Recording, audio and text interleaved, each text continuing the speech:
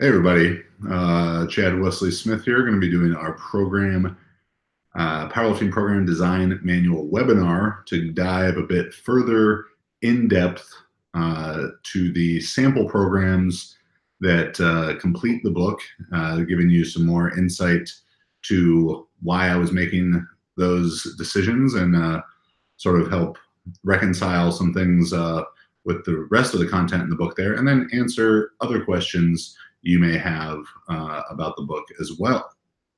So we'll get started in about 2 minutes. I'm going to try and make sure that this isn't streaming to everyone who follows our YouTube, but rather just the people who are supposed to be seeing it.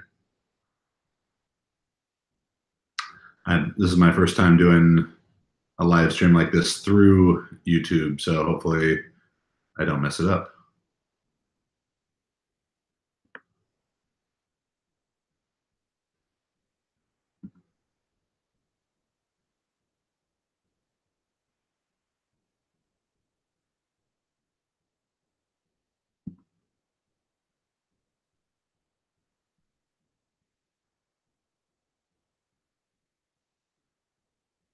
All right, I think we're okay. I think the people who aren't supposed to be seeing it aren't seeing it. All right, so I'm just going to go ahead and jump on in, and people can join as they go, and this will be sent to everyone after the fact as well. So the first thing that I want to get into is sample program number 1. So you know, if it's probably helpful if I do a screen share for this, eh?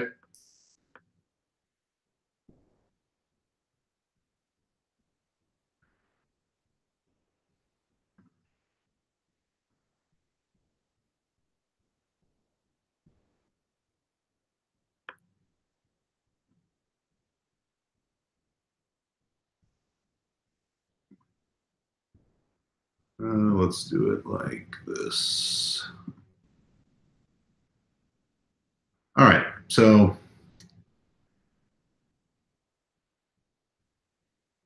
here we go. As we look at the sample program, so first here in sample program number 1, you can see the athlete assessment. Hopefully, everything makes sense in terms of that and how it relates to MEV and MRV from the earlier section in the book. If you haven't watched the lecture from the Performance Summit, make sure you go back and do that. Also check out the Finding Your MRV video on the YouTube. Should help clarify any things you have there. So what I particularly want to highlight here about sample program number 1 is how we approach applying the principle of overload to this program. So the way that we want to apply the principle of overload to this program is, first we need to understand what is significant to overload. So in hypertrophy, we need to be overloading volume. In strength, we need to be overloading intensity. Peaking is going to be intensity as well. So hypertrophy, I think, is the one that we talk about the most, particularly in terms of MEV and MRV. I think is kind of the easiest to understand. So once you can understand that, it's a bit simpler to understand strength and putting more weight on the bar every time. So the first thing we need to figure out to decide how we should overload from week to week is how big a spread is there between this particular athlete's MEV and MRV. So in our first example here in scenario 1, for the squat, the athlete has an MEV of just 5 sets and an MRV of 19 sets. So the reason why you're going to get that big spread is if you have someone who's a relative beginner and they're not lifting very, very heavy weights, but so those are both things that are going to lower MEV, but they're also going to have things that raise MRV, like not being able to lift particularly heavy, being younger, relatively good lifestyle factors like sleep, diet, stress, and it's going to create this big spread. So they're going to be able to make pretty aggressive jumps from week to week. So if you have someone in that case who has the ability to make these pretty aggressive jumps from week to week, depending on what the frequency is, And for this person, we're squatting 2 to 3 times a week, benching 3 to 4, and deadlifting 2 times a week. Then we can probably add a set, maybe even 2 sets to every overloading session in a given week. So when they have that big spread, I'm gonna get on my whiteboard here as well. Back the computer up a bit. So here, this is the box we're going to be looking at for this scenario.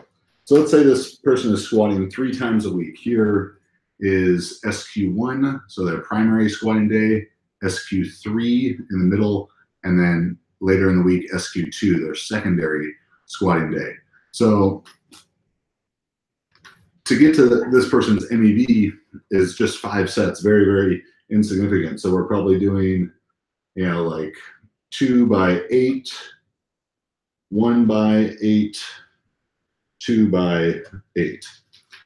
So very, very low MEV, starting very conservatively, depending on the length of the phase, depending on the time to test or to competition. That's going to determine as well how aggressively we increase week to week.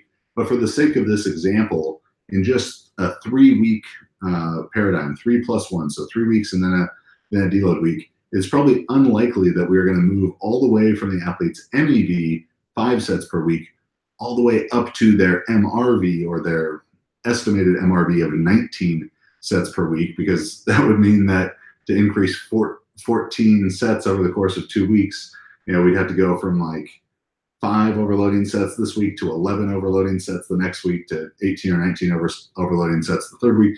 And that's just an unrealistically fast increase. So these numbers are not even that significant to understand this concept.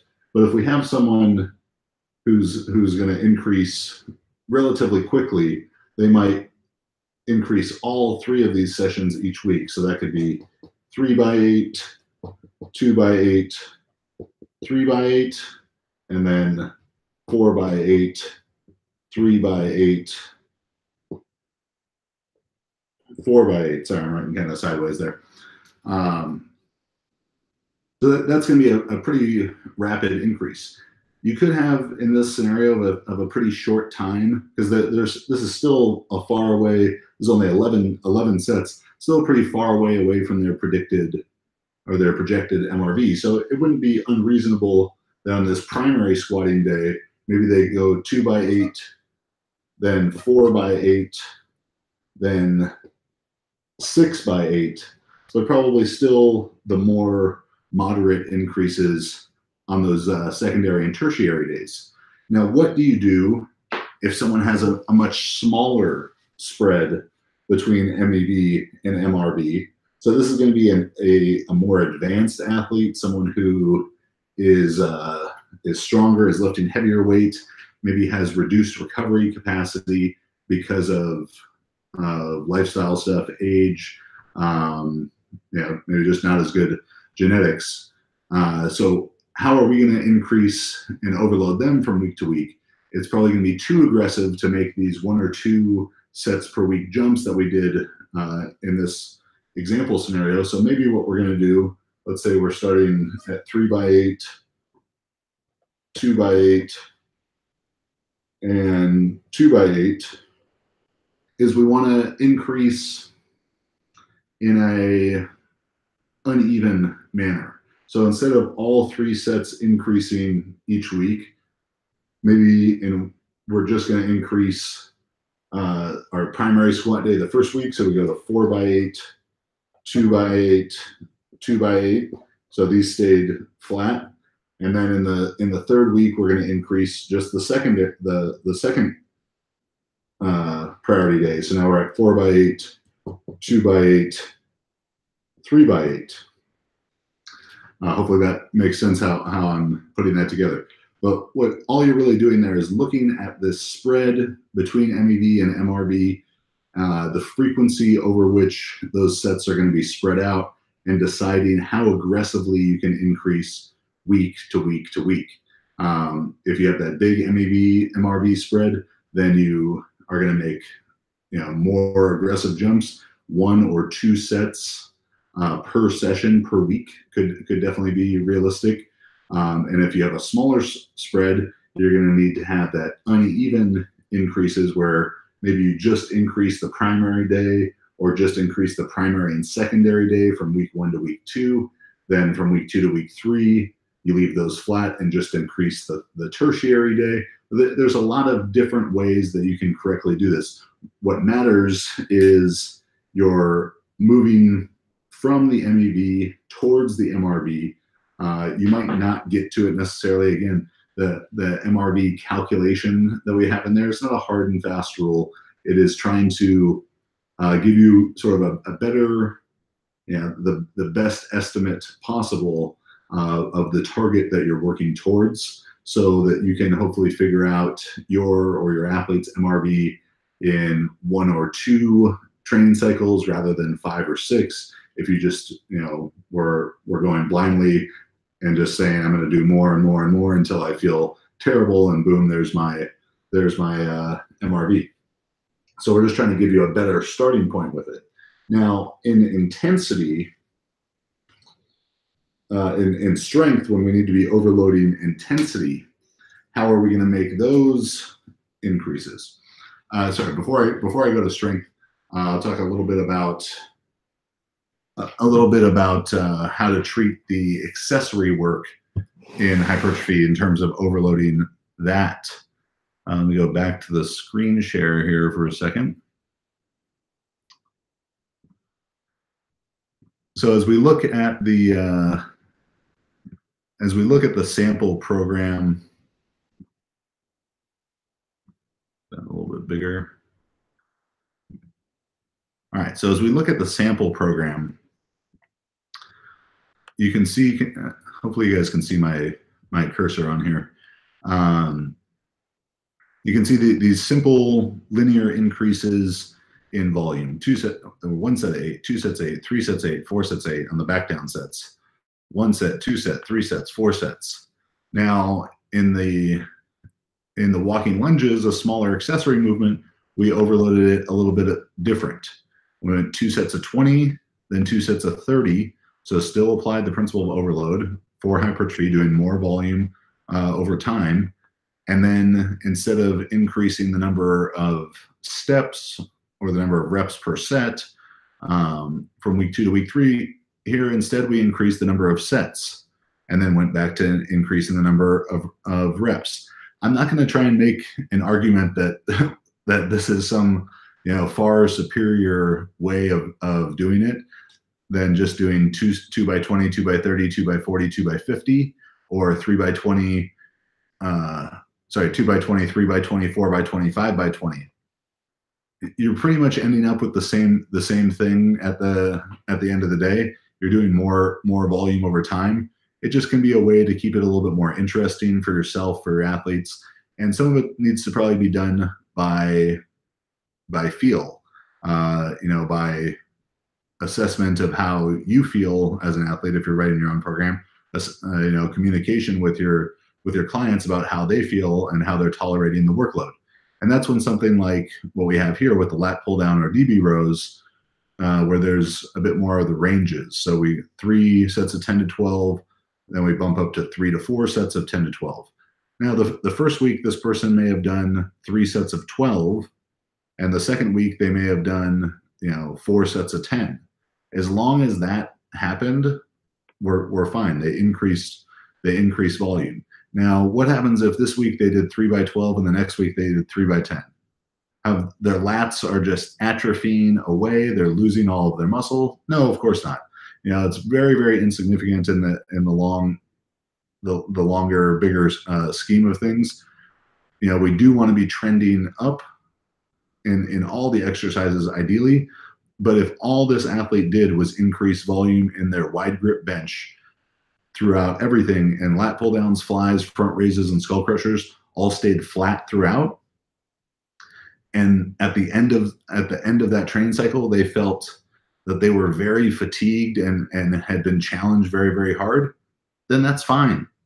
If they got to the end of the training cycle before a planned deload and tell you, hey, coach, I could have done way more work that whole time, then you either should have increased the number of sets of wide grip bench more dramatically, or you should have been increasing the accessory work along with it. We don't need to be overly analytical or overly complex about the way that we approach that. A question we get a lot is like how to, when counting MRV, how do these smaller exercises count towards it? And something that we've been working on with the way the AI system calculates MEV and MRV is where we're treating things as quarter exercises, half exercises, 3/4 exercises. So that dumbbell skull crushers certainly aren't as fatiguing as wide grip bench, so they shouldn't be counted. On one set of wide grip bench should not count the same towards your MRV on the bench press as one set of dumbbell skull crushers. I don't feel comfortable enough with a really defined system yet in this to say, okay, every set of skull crushers is 1/4 of a set or 1/3 of a set as you count it towards MRV.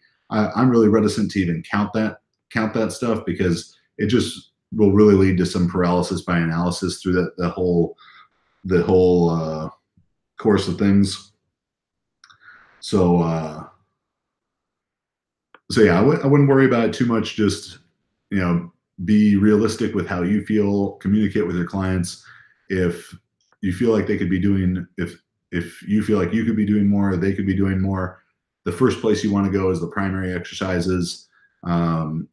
If it becomes a point where, hey coach, I don't know that I could do, a 5th set of wide grip bench this week, but as I'm finishing my skull crushers, so you don't feel like you could do a 5th set of the primary exercise, but as they get towards the end of their workout and they're doing dumbbell skull crushers, it's like, what's the worst that can happen if the prescribed 2 sets of 12 to 15 turns into 4 sets of 12 to 15 because they felt like they still had some gas in the tank at the end of the workout? That's totally fine, and that's sort of the art of some of this process.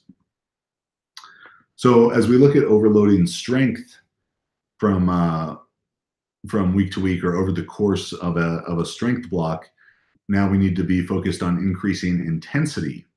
How big should those jumps in intensity be? The section on selecting and progressing weights should help inform you a lot on that. There's a video on the YouTube of the same title, Selecting and Progressing Weights.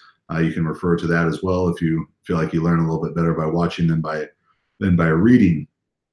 But what we're really looking at is the more advanced an athlete is, the bigger jumps in absolute weight they're going to make from week to week. Now, percentage-wise, it's probably going to be about the same. I'd say on the low end, athletes are going to be jumping about 2.5% from week to week in intensity during a strength block, and on the higher end, maybe up to 6, maybe 7.5% would be the very, very high end for someone who accumulates fatigue very quickly. What's important to keep in mind with it, though, is that you have to start conservatively. That if you start too high, too aggressively, then you're gonna accumulate too much fatigue too quickly, and run into an issue of non-functional overreaching, in which you need to take a deload before you planned to take a deload, or maybe you hit a PR, a 5-pound PR or a 1.25 kilo PR or something in week 2 of a 3+1. But if you would have picked your weights a little bit better, you could have hit a 2.5 kilo or a 5 kilo PR in week 3, but you got a little too aggressive too early. So that's sort of it for program number 1. What's sort of extra strategic about that about that sample program.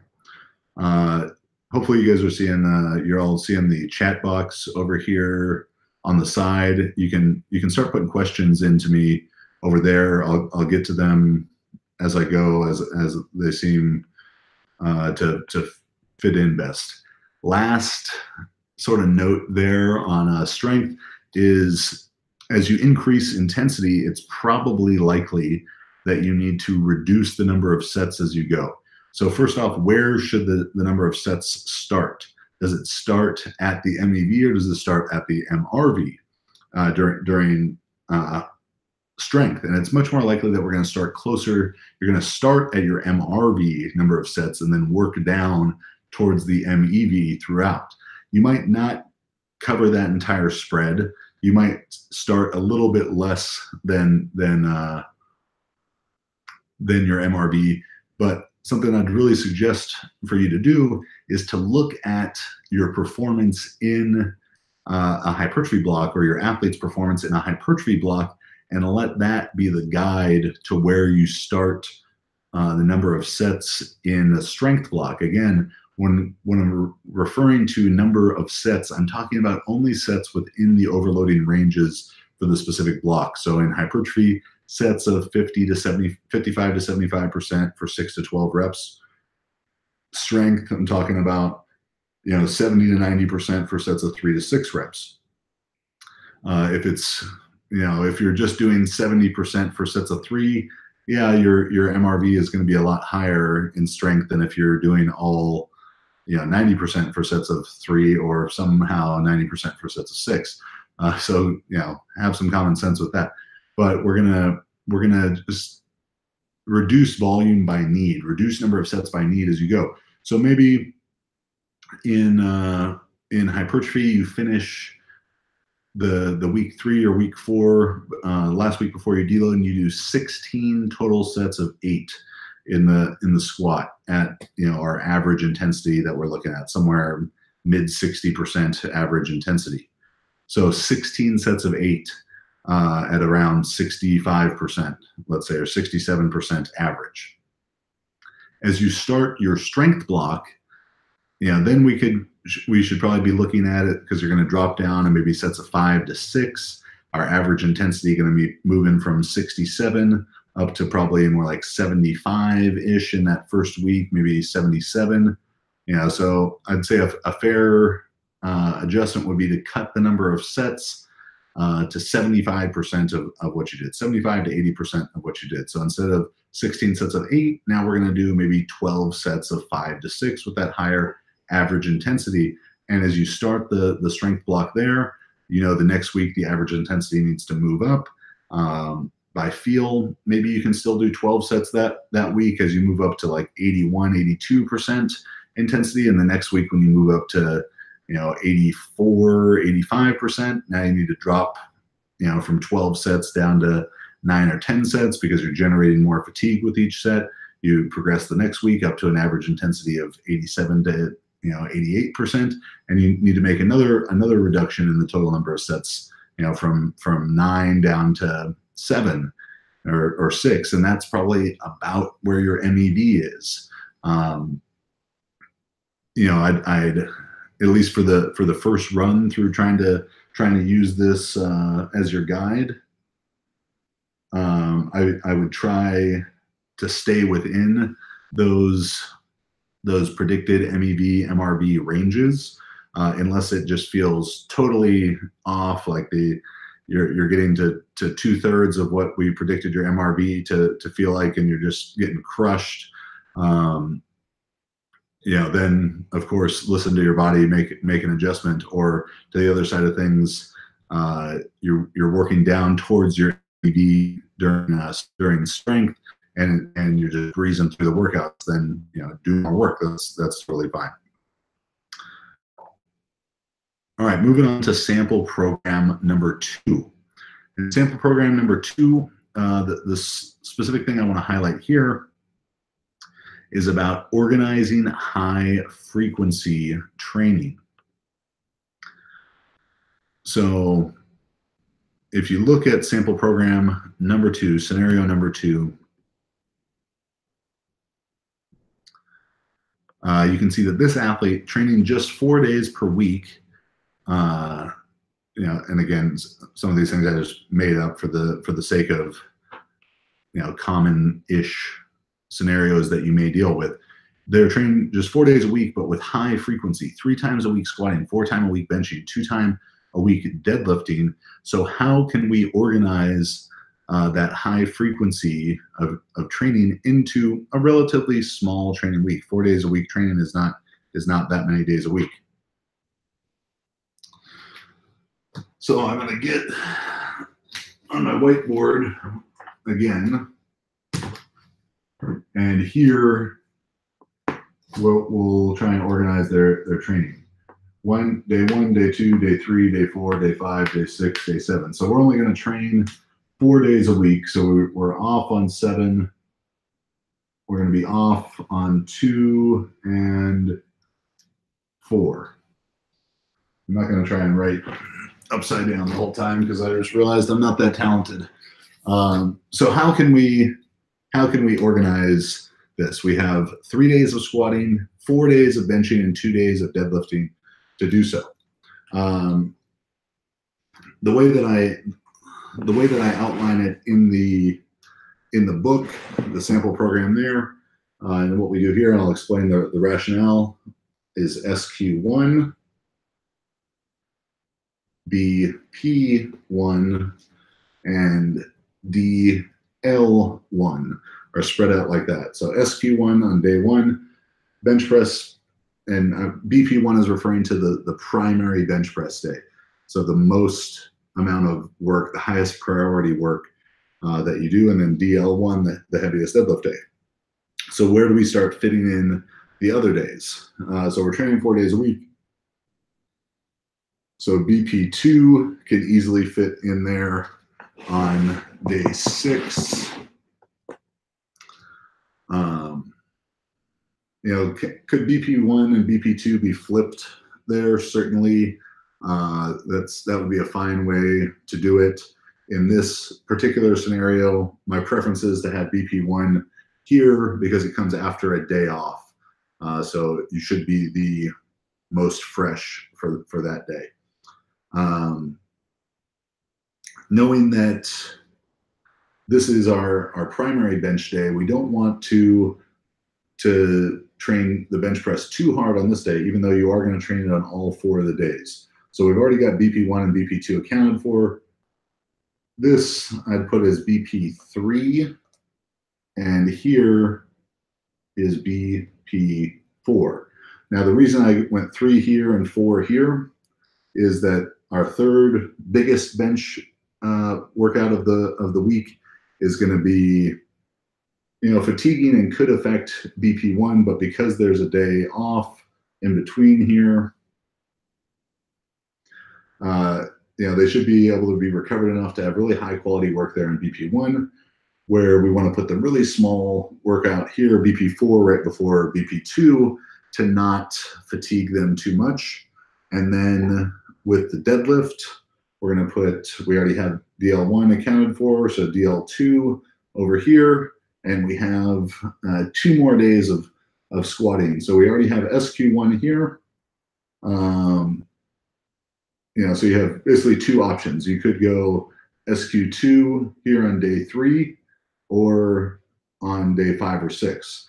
Now, the downfall of putting any of the squat workouts on day 6 is it's the day after your primary deadlifting workout. It's probably going to suffer quite a bit from that. So what I chose to do is SQ3 and SQ2. So putting SQ3 here in the middle, it allows you to still get work done, to practice technique, to build your weekly volume. But because it's the smallest workout of the week and you have a day off, it shouldn't affect the DL1 workout too significantly. Depending on how you feel or your athletes feel about squatting the day after deadlifting, you could put SQ2 with BP2. You could put SQ2 here on day 3 and SQ3 on day 6, so you'd have a little bit more kind of equitable distribution of the workouts over the course of the week. But that's really what we're looking at. So, you know, the concept to understand sort of the unique thing about that scenario 2 is that it's high frequency training, and you can definitely be strategic about the organization of that over the course of the week to allow your athletes or yourself to get the most out of every workout possible. You know, I really prefer to have some level of undulation and modulation, bigger workouts and smaller workouts throughout the week. You know, if every workout in this example scenario was identical volume and intensity, so on day 1, you know, you do, let's say it's in hypertrophy, and you had 12 sets that you were going to spread across the week. So day 1, 4 sets of 8 at 65 to 70%. Day 3, 4 sets of 8 at 65 to 70%. Day 5, 4 sets of 8 at 65 to 70%. Is that different? How much different is that than doing, you know, 6 sets, 2 sets, and 4 sets? The weekly volume is identical. So how profound is the training effect? The difference in training effect going to be in the course of 1 week, totally negligible, very, very insignificant. Over the course of, you know, an entire training block, having those bigger workouts and smaller workouts, I think is going to better satisfy the principle of SRA. It's going to allow you to push the weights on some of the days a bit harder. And I think it's more than anything is going to help the athlete's mind stay a little bit fresher as you or they approach the training.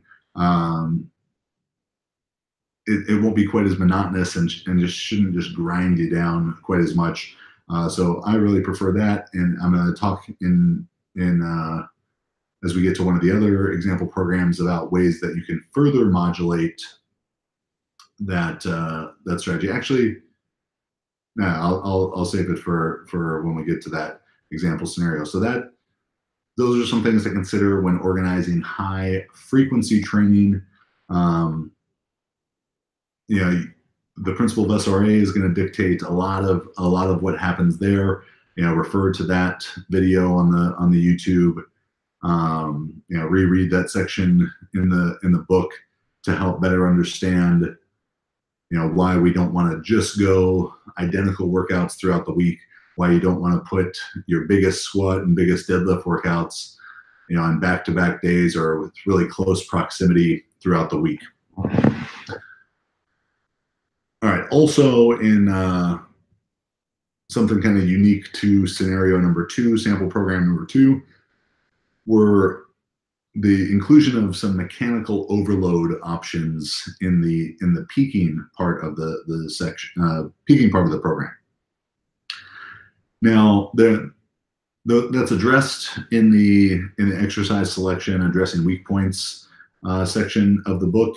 But how you include mechanical overload, and by that, again, I'm referring to exercises that allow you to use a super maximal load in the lifts to help prepare your nervous system for heavier weights, as well as preparing you psychologically for heavier weights. What is very important to understand about these movements. So for squat, this would be like a walkout and hold, reverse band squat, squat to high pin, squat to a high box.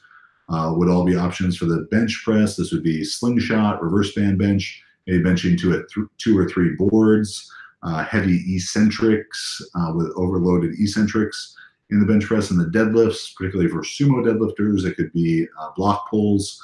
For a conventional deadlifter, it'd probably have to be very, very high block or rack pull, like from above the knee to overload there.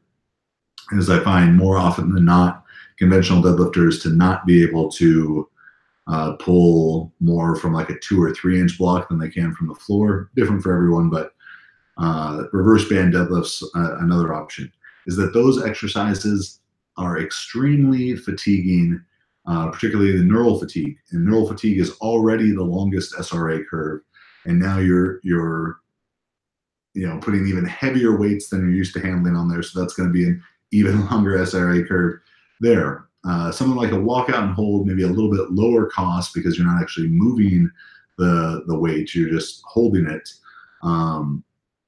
But when you include those exercises, it needs to be done strategically, and that probably means it needs to be done sparingly. As with SRA for everything, the bench is the least fatiguing, then the squat, then the deadlift.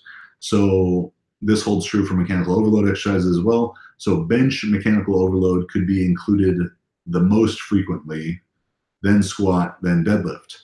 I still would not suggest doing a mechanical overload movement for the bench press every week. Maybe very lightweight, relative beginner, intermediate female lifters who are just not bench pressing that much could get away with doing some kind of mechanical overload every week in the bench press, but that's really the only situation.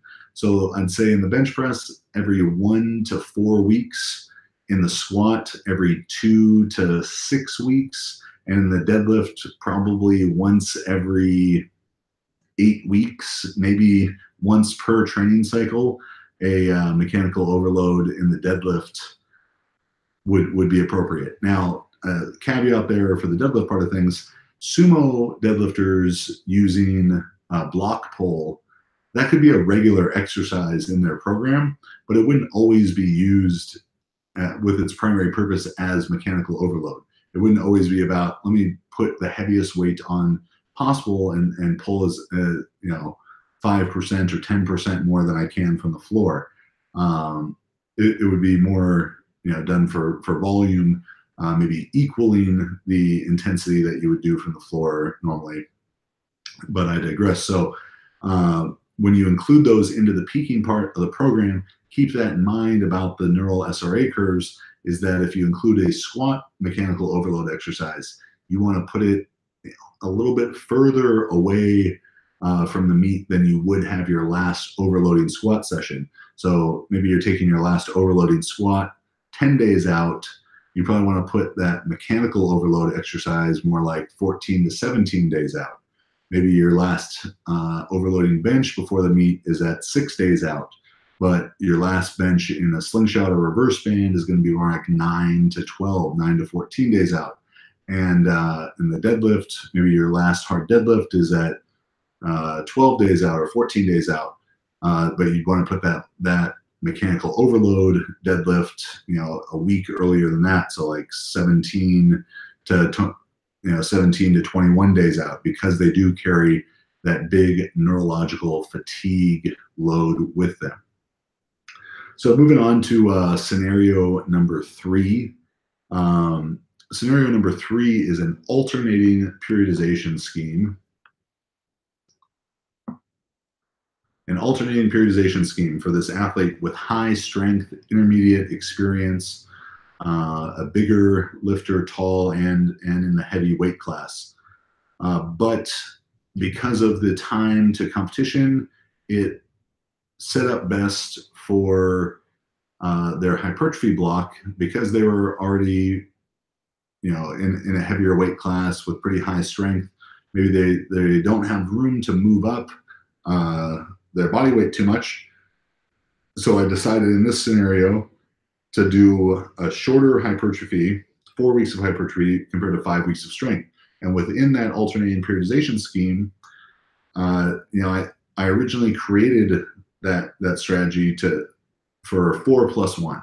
But not everything gets to be perfect all the time, so it's going to work in a 3+1 in this situation. So going back to the whiteboard here, we're going to be looking at this box down here. So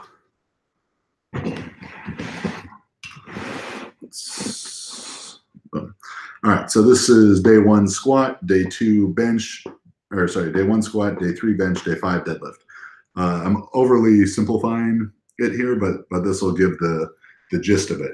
So in our alternating scheme, and the concept behind the alternating scheme is that 1 week we have harder benching and squatting, and the next week harder deadlifting. And the relative difficulty of the training sessions alternate weekly, so that instead of doing all 3 hard on week 1, where maybe whatever exercise happens second or third that week starts to suffer from the hard work before it, this allows you to get a little bit more quality work done in each session, and give the week a little bit, give the exercise a little bit higher priority that week.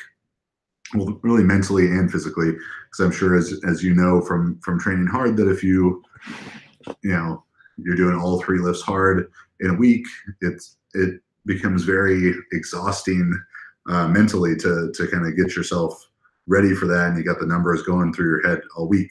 So how we're going to do this, because the squat and bench are a little bit less fatiguing, we're going to give them 2 hard training weeks in this 3-week scheme, and the deadlift only 1. You might alter this if this particular athlete was really lagging behind in their deadlift and they needed more hard deadlift work. But for this example, we're going to go 2 hard squats and benches with 1 hard deadlift. So our hard squat and bench are going to happen in week 1 and week 3. So this is maybe 5 rep max at 8.5. This is same thing, 5 rep max at 8.5. And the deadlift would be like, there's a couple different ways that you could do this depending on how strong they are. You could either go a more moderate deadlift in the first week, their big deadlift in week 2, and a small deadlift workout in week 3, or go the smaller workout here in 1, big in 2, and moderate in 3. So we'll do that. We'll go the small workout here. So maybe 6 by 3 at 75 to 80%. To make this even a little bit easier, depending on if they're sumo or conventional, this could be from blocks. And then as we move to week 2, now we need to reduce relative intensity here. Let's say we also did some back down sets, 4 sets in the squat, 5 sets in the bench. 10 to 15% lower than their top set was. Here in week 2, we need to have relatively easier squat and bench workouts than we did in week 1. So maybe we're just 4 by 5 and 5 by 5. So basically just the back down sets at 80% of 5 rep max. 80% of 5 rep max. So this is still, work that's within the overloading ranges for, in this case, a strength block. It's still going to be challenging, but is not, directly overloading. It's not harder than week 1 was. Where in the deadlift, we want to go to 3 rep max at 10, because we only have 1 hard deadlift workout, so we gotta make it count. And then we do 3 by 3 back down sets. And then finally in week 3, now our squat and bench need to be harder than they were in week 1. So now we're going to go to 5 rep max at 10, 5 rep max at 10, and similar type of back down sets, maybe 3 to 4 by 5 and 4 to 5 by 5. Again, notice there that this week was 4 sets of 5 back down sets, 5 sets of 5 back down sets. Here it's 3 to 4 sets, 4 to 5 sets. So we're decreasing volume by feel on during a strength block.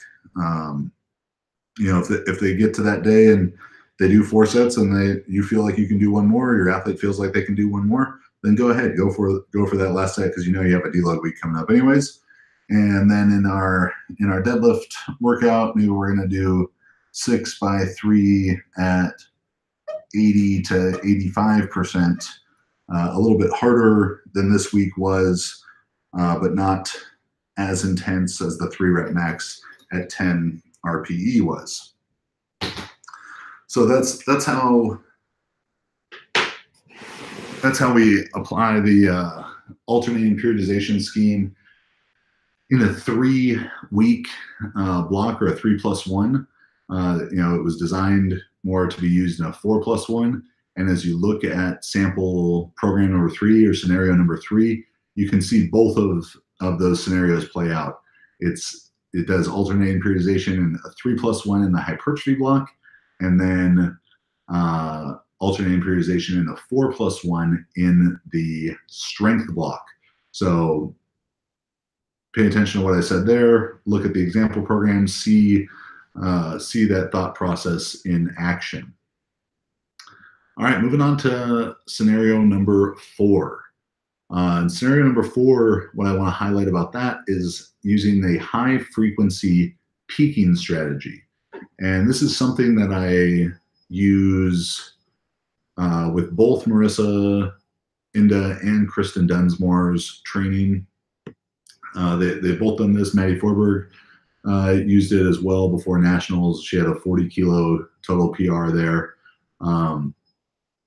So what we're doing in the peaking phase is giving the athlete more opportunities to practice the competition movement at pretty high intensities. And this will only work for female lifters and male lifters who are on the smaller side of things. I'd say maybe at biggest, I'd try this with like a 198 male lifter who had very good recovery capacity and wasn't that strong, wasn't an advanced lifter or a high or very high strength levels, but probably more like intermediate, medium, maybe high strength levels.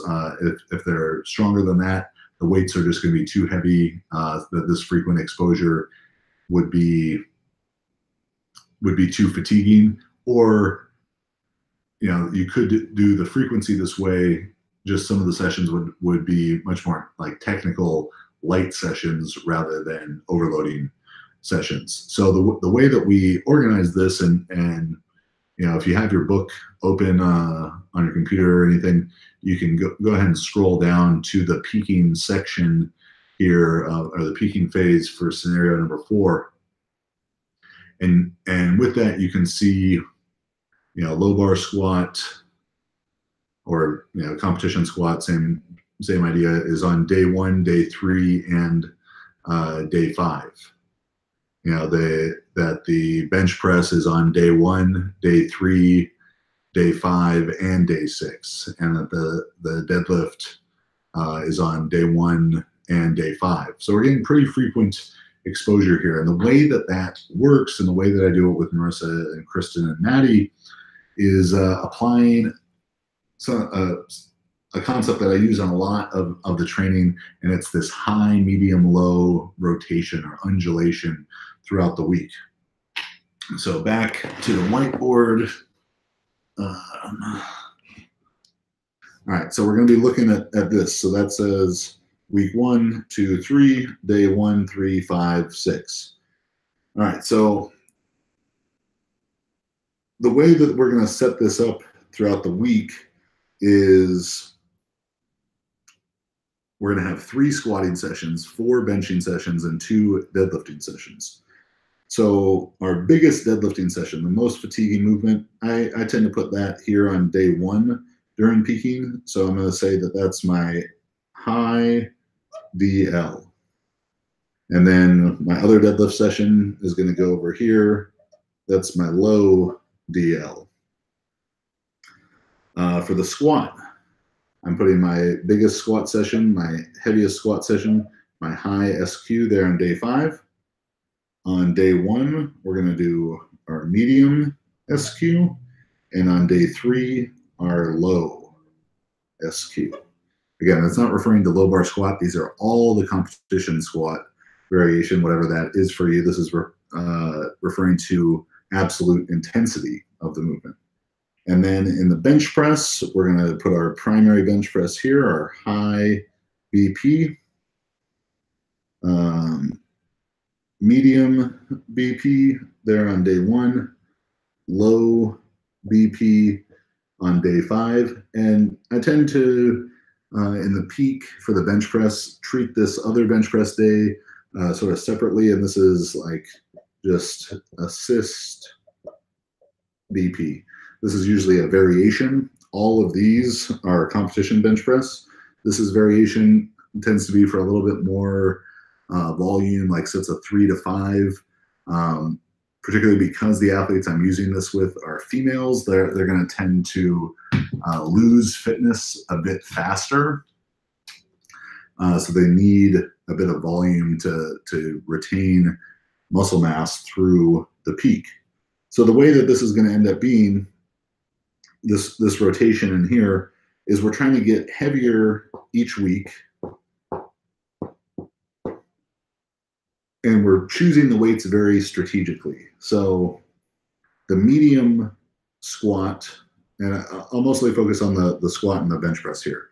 The deadlift is pretty simple. This is heavy deadlifting. This is somewhere between technique deadlift or moderate deadlift session. Very often from blocks, if it's not just a technique deadlift session. Obviously, if you're doing technique work, you want to be doing the competition movement as you will do it in competition. But doing this workout from blocks, if they don't just need the technique work, doing it from blocks by shortening the range of motion will make it a little bit less fatiguing.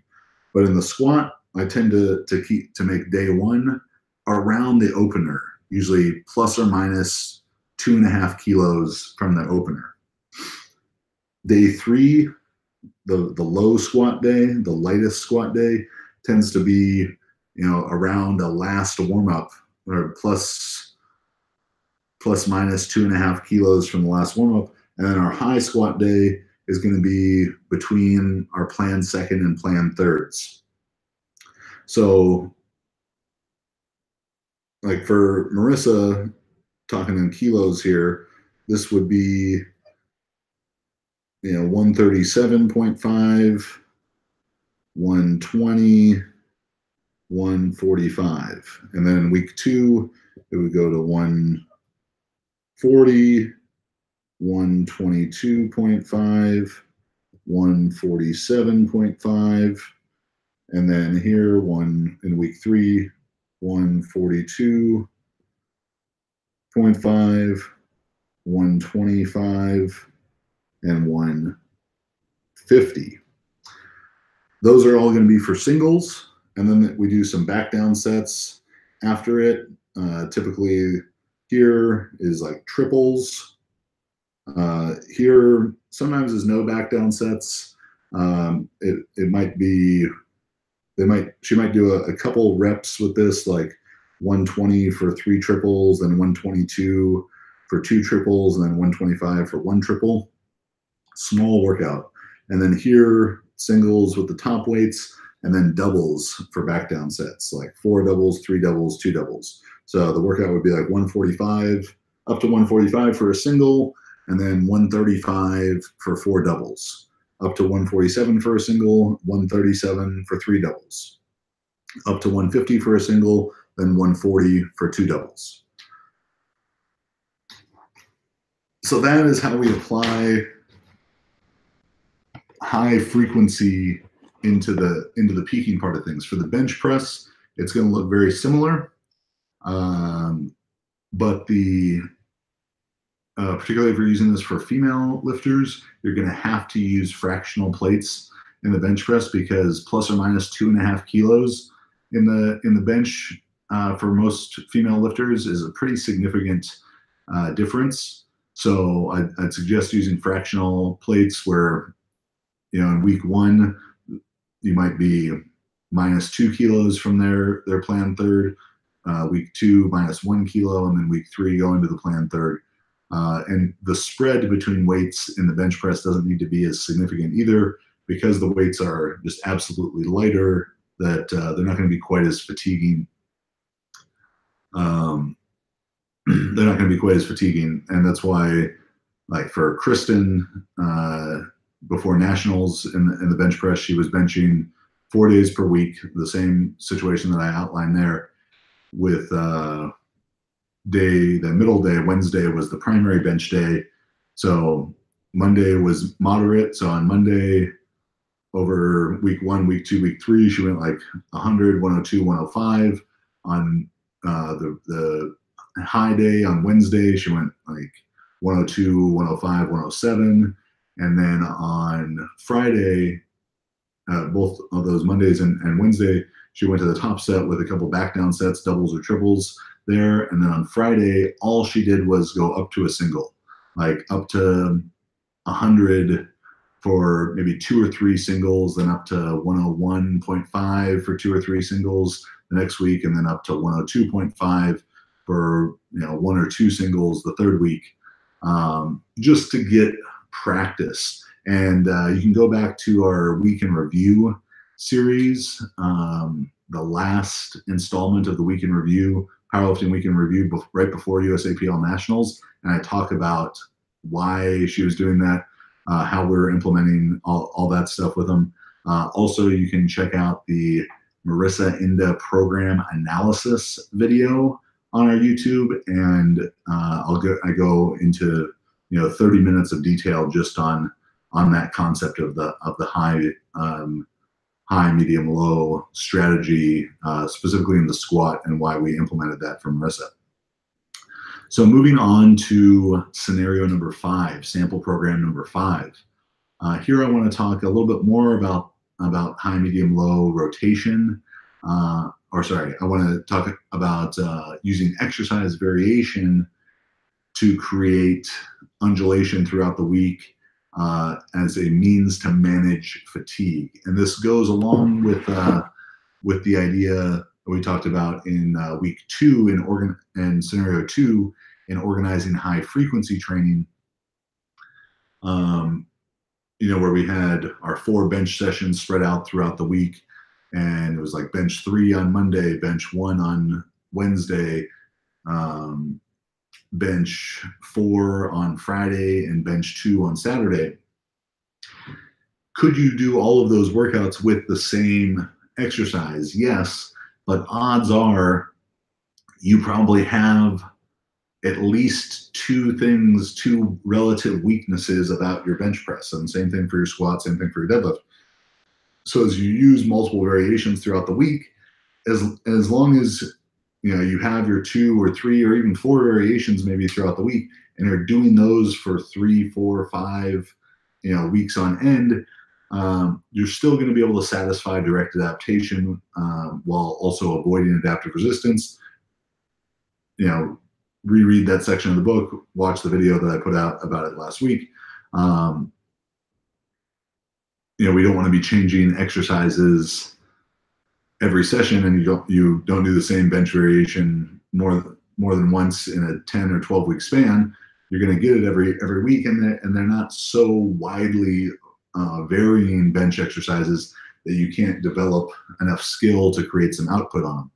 But what we can do with these variations is choose exercises that control your output or allow you to overload more. So basically allow you to overload more or less in terms of absolute weight being used. Example of this,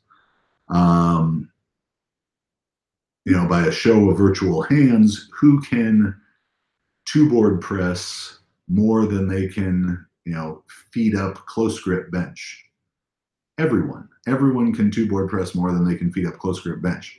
So if I was going to bench 4 times per week, and 2 of those days were going to happen consecutively, maybe I'm going to bench on Friday and Saturday, would I want to put my 2-board press on Friday, or would I want to put it on Saturday? Which one is going to affect the other one more? Now, the answer is going to be that I want to put my less overloading variation first. I mean, honestly, I can make arguments for both ways, but as you look at organizing into, primary, so when I've been saying BP1, BP2, BP3, I want to choose bigger, more overloading exercises for BP1, and I want to choose smaller, less overloading exercises for BP3 and BP4. Now that could mean, stuff like feet up bench where you just can't go as heavy. It could mean dumbbell bench variations where you can't, you're not moving the as high an absolute load.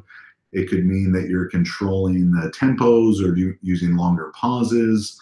All of those are ways for you to manage fatigue throughout the week. For you to still have a hard workout, if you go in and do multiple sets of, let's say you did 4 sets of 6 at averaging a 7 RPE in feet up close grip bench press, you're going to feel like you did some quality work there, and you did do some quality work that's going to benefit your bench press results. But the absolute weight that you moved in it is going to be less than if I had you go in and do 4 sets of 6 2-board press averaging at a 7 RPE. And because of that, it's not going to contribute as much fatigue. So if on day 1, we put your biggest bench day, let's say that's competition bench press. Then on day 3, I tried to have you do competition bench press again. You're going to accumulate a lot more fatigue through those 2 days. When you get to day 5, you're going to either have a kind of crappy workout because you've accumulated so much fatigue, or you're going to have to choose the smaller, less overloading variation there. And that's fine. That's a way to do it. It's just not my preferred way of doing it. But if you put competition bench press on day 1, something like feet up on day 3, you can still have a challenging, what you perceive to be challenging workout, but it doesn't generate as much fatigue. So then by day 5, now you can have competition bench press workout again, but a higher quality competition bench press workout than if you would have tried to go comp bench on day 1, comp bench on day 3, because you would have been having more fatigue carry over from day 1 to day 3. This all goes with the principle of SRA. As you look in the book at the charts that say like most fatiguing, least fatiguing, and it has all the exercise variations in there. If we can, alternate and undulate to some degree between more fatiguing and then the next workout, less fatiguing exercise selections, more fatiguing, less fatiguing, that's going to help you have the most quality workouts when you need them and the highest priority workouts in those BP1, BP2 workouts or SQ1, SQ2 type of stuff. As the athlete becomes bigger, stronger, more advanced, more capable of generating high fatigue levels, that concept is going to become that much more important. If you have a beginner lifter who's not lifting very heavy weights, they probably can't generate much fatigue in a given session anyways, and it's probably very nominal between a very nominal difference between their competition bench press workout and their feet up bench press workout, how much fatigue they're generating between each of those. But as you get someone who benches 450 pounds, they might be able to do 450 in the comp bench, but they can only do 385 in the feet up bench. That's a pretty significant difference in load, and is going to make a big difference in how much fatigue they accumulate.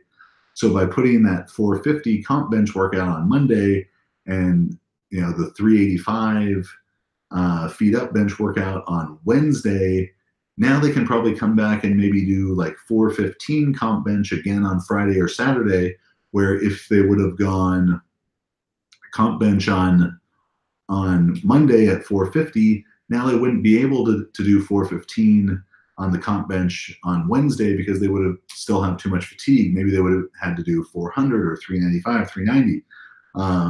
And that's just going to kind of cause them to trend down the whole way throughout the week in their performance, where you can put that, strategically use that variation in the middle of the week to still get work done, to build up weekly volume, to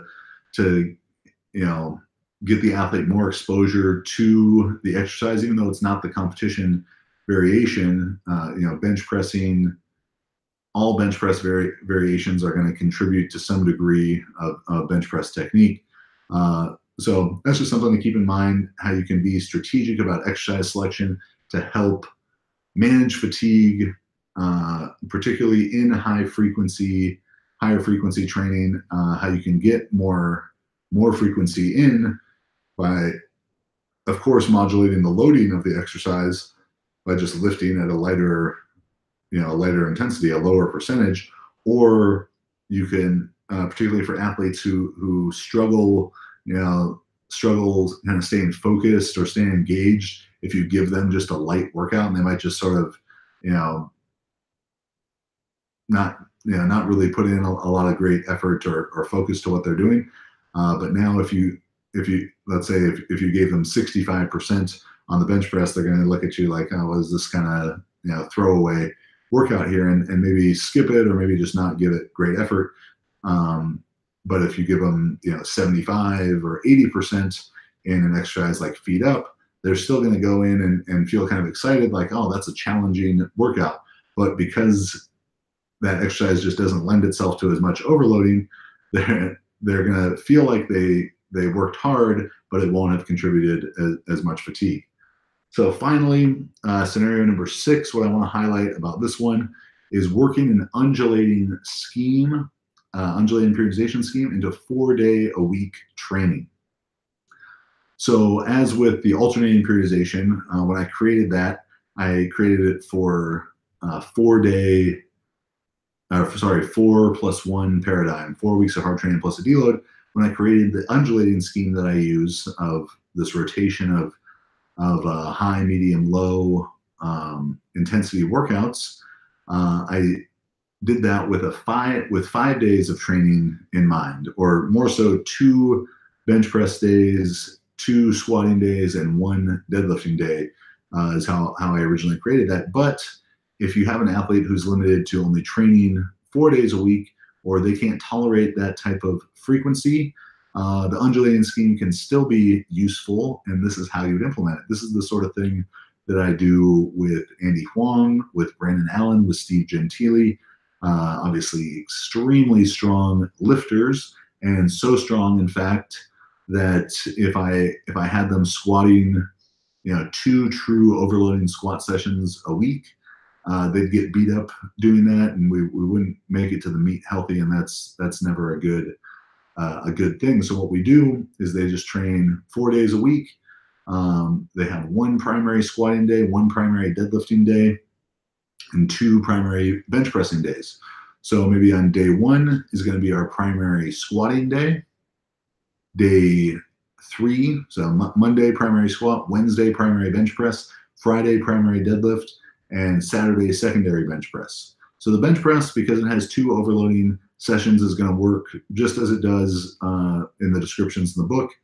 The first bench press day is going to be medium, moderate intensity.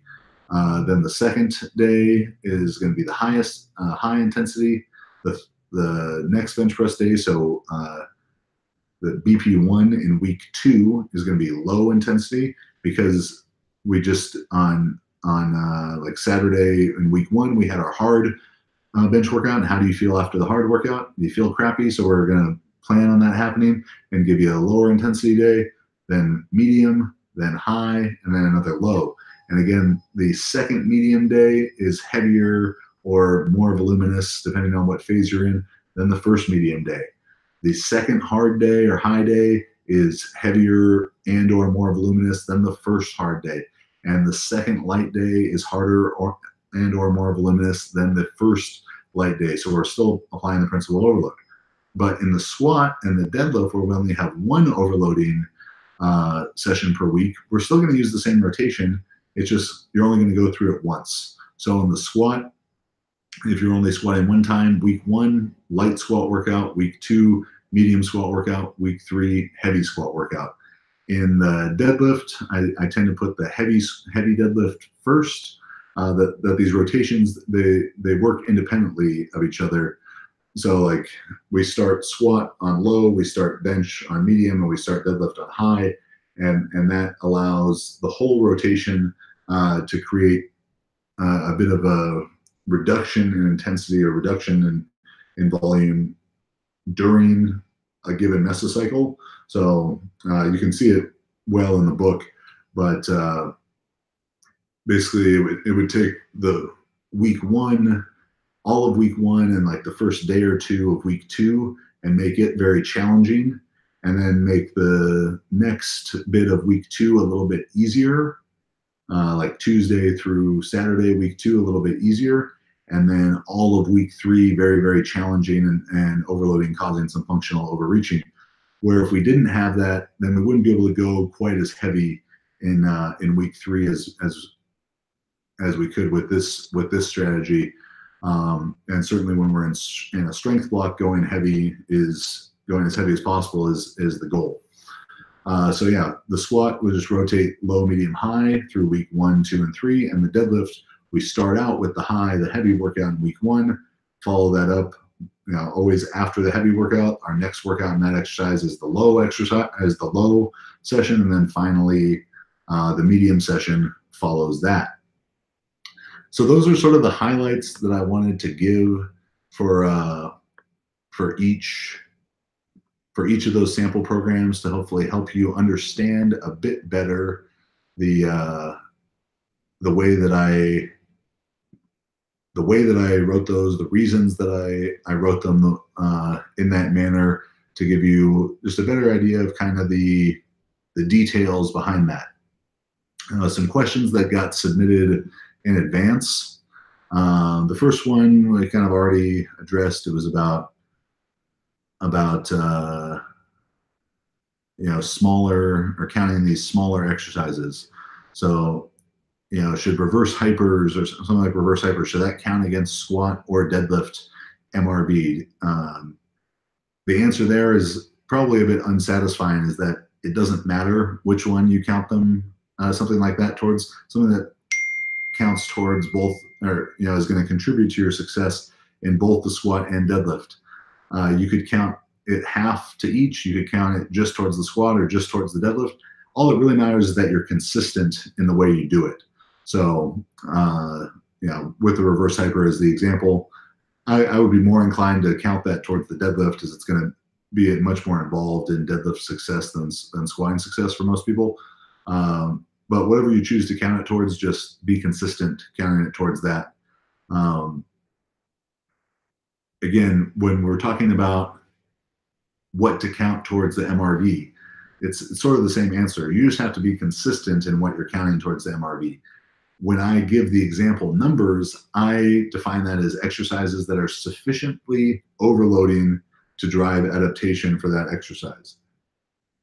That varies a bit by phase. There's a broader range of exercises that I would include in my MRV, or in that MRV calculation, in a hypertrophy block than I would in a strength block, than I would in a peaking block. The squat, for example, in hypertrophy, of course, anytime the squat and any variation of a barbell squat is going to get counted towards the MRV. But in hypertrophy, I'd probably be inclined to count things like leg press, hack squat, lunges, step ups. Any of those could certainly count towards MRV. Where when I move to strength, definitely I wouldn't be counting the unilateral exercises like step ups, split squats, lunges towards my squat MRV. Maybe the leg press or the hack squat could be counted towards it. I'm less inclined to do that. And then during peaking, certainly pretty much the only stuff that's going to count towards our volume landmarks in peaking are going to be the competition exercise, and maybe you utilize 1 or 2 variations of that, but that's all that's going to count towards it. Any accessory work beyond that, track it, that's fine, but just keep in mind with accessory work all the time, it's there to support the competition exercises and the development of the competition exercise. So the volume you do in them is going to reduce through every phase by a bit. We talked already about the uneven distributions of workload across the week. All right, so this one is something I've gotten a few questions about, and part of it is my fault, because the chart is a bit unclear.